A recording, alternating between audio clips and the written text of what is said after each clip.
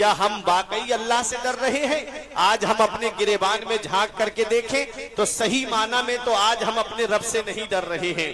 اگر ہم اپنے رب سے ڈرتے ہوتے تو آج ہماری مسجدیں سونی نہیں ہوتی، آج ہم اپنے رب سے ڈر رہے ہوتے تو آج ہمارے مدرسے ویران نہیں ہوتے، آج ہم اپنے رب سے ڈر رہے ہوتے تو ہمارے گھروں کا ماحول اسلامی ماحول ہوتا، آج ہم اپنے رب سے ڈر رہے ہوتے تو آج ہمارا لباس اسلامی ہوتا، ہمارے چہرے اسلامی ہوتے۔ ہم صرف زبان سے دعویٰ کرتے ہیں کہ ہم اللہ سے ڈر رہے ہیں، لیکن ہم اللہ سے ڈر نہیں رہے ہیں۔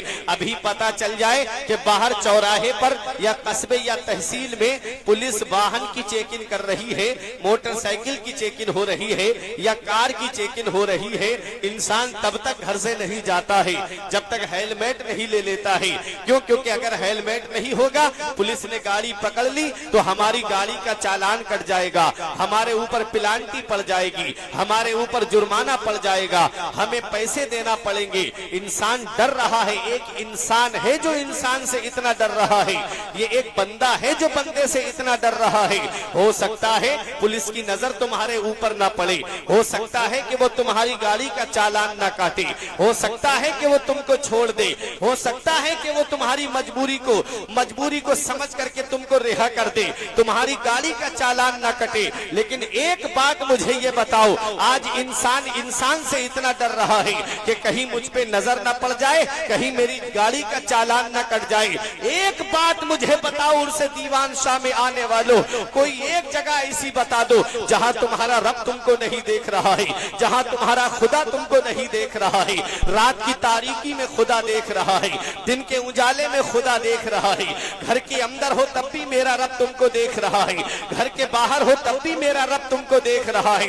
جب اس دنیا میں ہم کو ہر وقت خدا دیکھ رہا ہے، ہر جگہ ہم کو خدا دیکھ رہا ہے، تو پھر ہم نمازیں کیوں نہیں پڑھتے، پھر ہم روزے کیوں نہیں رکھتے، پھر ہمارے دل خوف خدا سے لرزتے کیوں نہیں، ہمارے دل خدا کے خوف سے کانپتے کیوں نہیں؟ ہم عذاب قبر کا ذکر سنتے ہیں، کبھی ہماری آنکھوں سے آنسو نہیں نکلتے۔ ہم اللہ کے عذاب کا ذکر سنتے ہیں، کبھی ہماری آنکھوں سے آنسو نہیں نکلے۔ ہم قرآن کی تلاوت کو سنتے ہیں، کبھی ہماری آنکھ سے آنسو نہیں نکلے۔ یہ ہمارے دل ایسے سیاہ ہو چکے ہیں، یہ دل ہمارے ایسے کالے ہو چکے ہیں۔ مدینے والے مصطفیٰ ارشاد فرماتے ہیں، الغناء ينبت النفاق فی القلب، گانا دل کے اندر ایسے نفاق اگا دیتا ہے، کما ينبت الماء الزرع، جیسے پانی گھاس کو اگا دیتا ہے۔ یہ گانے جو سنے جا رہے ہیں، یہ دل کے اوپر نفاق پیدا کر دیتے ہیں، یہ دل کے اوپر نفاق جمع دیتے ہیں۔ اور دل میں جب نفاق پیدا ہو جاتا ہے تو نہ تو نمازوں میں دل لگتا ہے، نہ روزوں میں دل لگتا ہے، نہ ذکر کی محفلوں میں اچھا لگتا ہے۔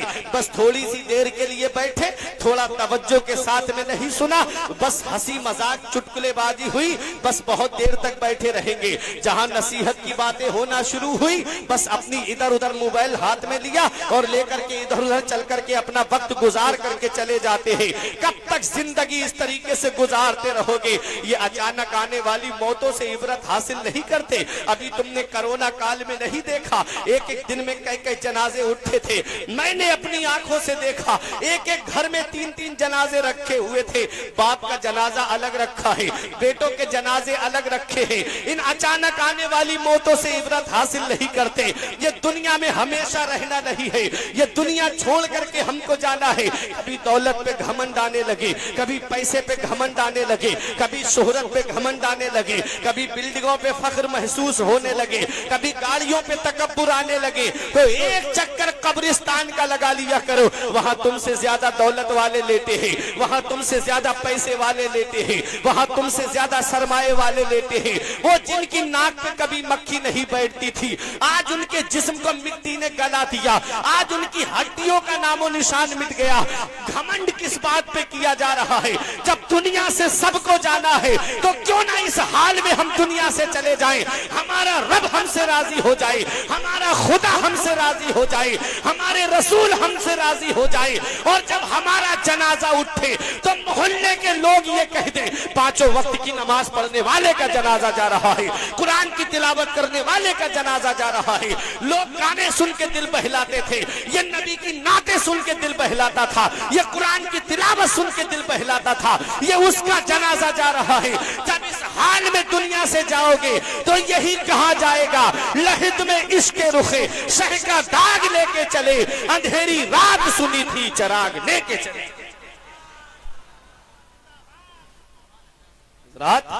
جب دنیا سے جانا ہی سب کو ہے تو پھر گھمنڈ کس بات پہ کرنا ہے؟ اتنا یاد رکھنا، جو چوری کر کے دنیا سے جاتا ہے اس کا نام مٹا دیا جاتا ہے، جو جوا کھیل کے دنیا سے جاتا ہے اس کا نام ختم کر دیا جاتا ہے، جو عیاشی کر کے دنیا سے جاتا ہے اس کا نام مٹا دیا جاتا ہے، جو تخریب کاری کر کے دنیا سے جاتا ہے اس کا نام مٹا دیا جاتا ہے، ارے جو ایک دوسرے کو ستا کر کے دنیا سے جاتا ہے اس کا نام مٹا دیا جاتا ہے، اور جو نمازیں پڑھ کے دنیا سے جاتا ہے لوگ اس کو یاد کرتے ہیں، جو روزے رکھ کے دنیا سے جاتا ہے لوگ اس کو یاد کرتے ہیں۔ کیا وجہ ہے کہ حضور دیوان شاہ اس دنیا میں آئے، ان کے بھی دو ہاتھ تھے، ہمارے بھی دو ہاتھ ہیں، ان کے بھی دو پیر تھے، ہمارے بھی دو پیر ہیں، ان کے بھی دو کان تھے، ہمارے بھی دو کان ہیں، ان کی بھی دو آنکھیں تھی، ہماری بھی دو آنکھیں ہیں، ان کی بھی ایک زبان تھی، ہماری بھی ایک زبان ہے، لیکن کیا وجہ ہے آج باپ مر جائے بیٹا بھلا دیتا ہے، بیوی مر جائے شوہر بھلا دیتا ہے، دوست مر جائے دوست بھلا دیتا ہے، پڑوسی مر جائے پڑوسی بھلا دیتا ہے۔ وجہ کیا ہے؟ آج کسی کو انتقال کیے ہوئے میرا پردادا دنیا سے چلا گیا، آج مجھے ان کی قبر کا نام و نشان پتا نہیں، میرے دادا دنیا سے چلے گئے، مجھے ان کی قبر کا نام و نشان پتا نہیں، لیکن میں آپ سے پوچھنا چاہتا ہوں، اپنی قوم کے چھوٹے سے بچے سے آپ پوچھ لیجئے حضور دیوان شاہ کی درگاہ کہاں ہے، تو چھوٹا سا بچہ آپ کو بتا دے گا جو جنگل میں منگل بنائے ہوئے ہے اس سرزمین پہ دیوان شاہ کی درگاہ ہے۔ یہ جنگل میں آئے،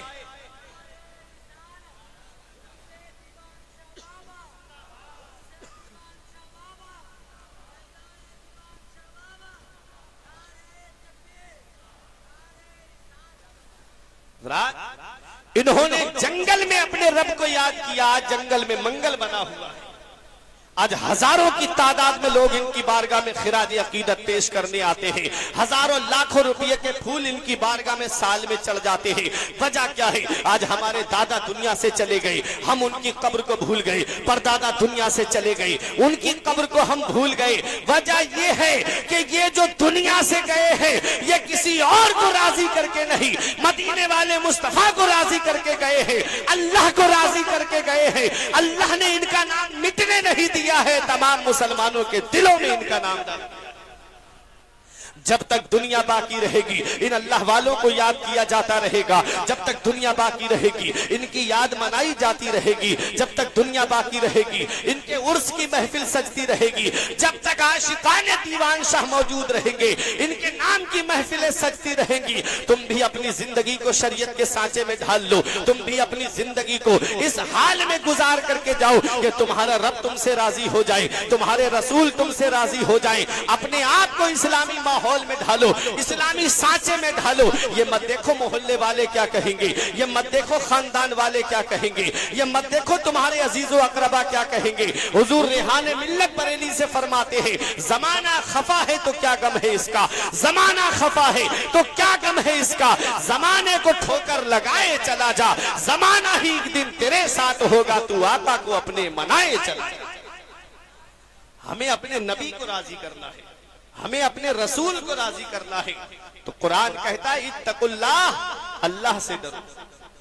آج ہم صحیح معنی میں اپنے رب سے نہیں ڈر رہے ہیں، صرف زبانی دعویٰ کر رہے ہیں کہ ہم اللہ سے ڈر رہے ہیں۔ اگر ہم صحیح معنی میں اپنے رب سے ڈرتے تو ہماری مسجدیں سونی نہیں ہوتی، جب جب ہم اذان کی آواز سنتے مسجد کی طرف دوڑ کر کے چلے آتے، اللہ کی عبادت کرتے اور دنیا والوں کو یہ پیغام دے دیتے کہ اللہ نے انسان اور جنات کو صرف اپنی عبادت کے لیے پیدا کیا ہے، ہم اپنے رب کی عبادت کر رہے ہیں، ہم اپنے رب کو یاد کر رہے ہیں۔ اے میرے پیارے مسلمانوں، یہ دنیا میں ہم ہمیشہ رہنے کے لیے نہیں آئے ہیں، بہت چند دنوں کی یہ دنیا ہے۔ مدینے والے مصطفیٰ سے رب نے معراج میں فرمایا محبوب میں نے پہلے امتوں کو عمریں زیادہ دی، تمہاری امت کو عمر کم دی ہے، پہلے امتوں کو ہم نے دولت زیادہ دی، تمہاری امت کو ہم نے دولت کم دی ہے۔ تو میرے آقا نے عرض کیا میرے مولا میری امت کو عمر کم دی ہے تو میرے مولا ان کی نیکیاں بھی کم ہوں گی۔ رب نے فرمایا محبوب میں نے پہلے امتوں کو عمریں زیادہ دی تو ان کے گناہ بھی زیادہ تھے، آپ کی امت کو عمر کم دی ہے तो उनके गुनाह भी कम होंगे। तो मेरे आका ने अर्ज किया मौला तो उनकी उम्र कम है तो नेकियां भी कम होंगी। रब ने फरमाया महबूब मैं आपकी उम्मत को ऐसी रातें अता फरमाऊंगा कि आपकी उम्मत उस रात में क़याम करेगी, मैं उनके नामे आमाल में नेकियों का इजाफा कर दूंगा। वो रातें रब ने कौन सी अता फरमाई? वो एक शबे मेराज है जो गुजर गई, एक शबे बरात है जो गुजर गई। अब एक रमजान शरीफ में रात आ रही जिसे शबे कद्र कहते हैं। इमाम आजम अबू हनीफा ने 27वीं शब बताई है। मेरे आका की हदीस पाक है रमजान शरीफ के आखिरी अशरे की ताक रातों में उसे तलाश करो। जब 20 रोजे हो जाते हैं तो उसके बाद 20 के बाद से लेके 29 तक शबे कद्र को तलाश करो। ताक रातों में, ताक कौन सी? 21, 23, 25, 27, अगर चांद नहीं हुआ तो 29। इन रातों में शबे कद्र को तलाश करो। और शबे कद्र क्या है? ये 1000 महीनों से बेहतर है। शबे बरात गुजर गई जिसके बारे में मेरे आका ने फरमाया कि इस रात में अल्लाह ताला बनी कल्ब की बकरियों के बालों से ज्यादा लोगों की मगफिरत फरमाता है। वो मुबारक रात हमने बिस्तर पे सो करके गुजार दी। होना तो ये चाहिए था कि उस रात में कुरान की तिलावत करते, होना तो ये चाहिए था कि हम उस रात में अपने रब को याद करते, होना तो ये चाहिए था कि उस रात में हम अपने रब की इबादत करते। जो हमारे जिम्मे कज़ाए उम्री है हम उन कज़ाए उम्री को अदा करके अपनी रब की बारगाह में तौबा इस्तिग़फ़ार करते, हमारा रब हमारे गुनाहों को बख्श देता। लेकिन हमने उस मुबारक रात को भी बिस्तरों पे सो करके गुजार दिया। नई नस्ल ने, नए नौजवानों ने क्या किया? मोटरसाइकिल बाइक ली और टोलियां बना करके इधर से उधर घूम करके पूरी रात को गुजार दिया। ऐसी अजमत वाली रात हमारे दरमियान आई, ऐसी बरकत वाली रात हमारे दरमियान आई और हमने उसको बिस्तर पे सो करके गुजार दिया। इतना